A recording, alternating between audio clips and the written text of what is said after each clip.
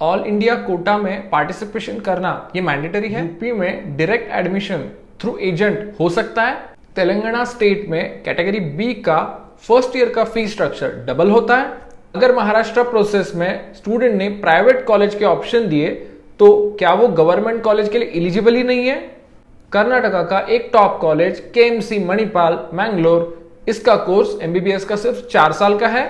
ऐसे बहुत सारे मिसकंसेप्ट्स रहते हैं, तो आज का वीडियो आपको इस मिसकंसेप्ट क्लियर करने के लिए शॉर्ट वीडियो है, एंड तक देखिए ताकि आपकी गलती एडमिशन प्रोसेस में ना हो।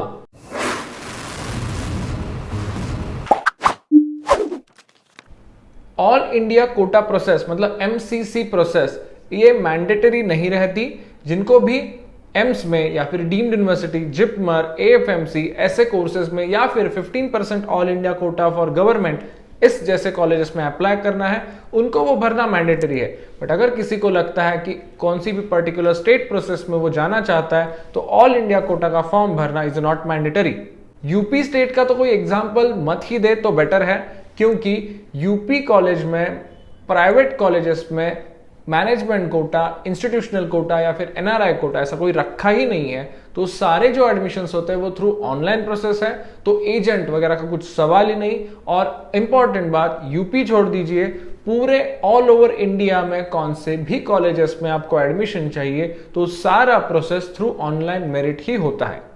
तेलंगाना स्टेट का अगर आप बी कैटेगरी में से अप्लाई आप कर रहे हो तो उसका फीस डबल नहीं लेते वो, बट उसमें एक क्लॉज है बैंक गारंटी का, जिसमें फर्स्ट ईयर की जितनी आपकी फीस है उतनी ही अमाउंट आपको एक बैंक गारंटी की तौर पे कॉलेज को सबमिट करनी पड़ती है। ऑफ कोर्स वो जो फीस रहती है वो डायरेक्टली डबल नहीं देनी पड़ती, वो दूसरा जो बैंक गारंटी का पेपर रहता है उसकी अमाउंट आपके ही अकाउंट में रहती है, तो बैंक को ये कॉलेज को उसी साल नहीं देना पड़ता, ये फीस आपके ही अकाउंट में रहती है।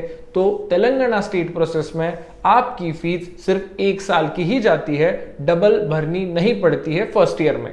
महाराष्ट्र काउंसलिंग के प्रोसेस में जो भी ग्रुप हो, इधर A group for MBBS BDS, B group हो आयुर्वेदा होम्योपैथी यूनानी, या फिर C group for paramedical physiotherapy courses के लिए, कहां पे भी ये रूल नहीं है कि आप गवर्नमेंट के साथ प्राइवेट कॉलेजेस ऐड कर दोगे तो आपको कंपलसरी प्राइवेट कॉलेज ही लेना पड़ेगा और आप गवर्नमेंट कॉलेज से आउट हो जाओगे। जो भी आपकी प्रायोरिटी लिस्ट रहेगी वो आप दे सकते हो। आपको अगर गवर्नमेंट पहले चाहिए तो वो भी दे सकते हो, प्राइवेट बाद में चाहिए तो वो भी दे सकते हो, कैसे भी मिक्स करके जैसी आपकी प्रायोरिटी है वो आप दे सकते हो। तो ये पूरा गलत रूल है, मिसकंसेप्ट है। Last but very important, KMC Manipal one of the top most deemed university है, बट डीम्ड होते हुए भी उनका कोर्स करिकुलम का टाइम तो कम नहीं हो सकता।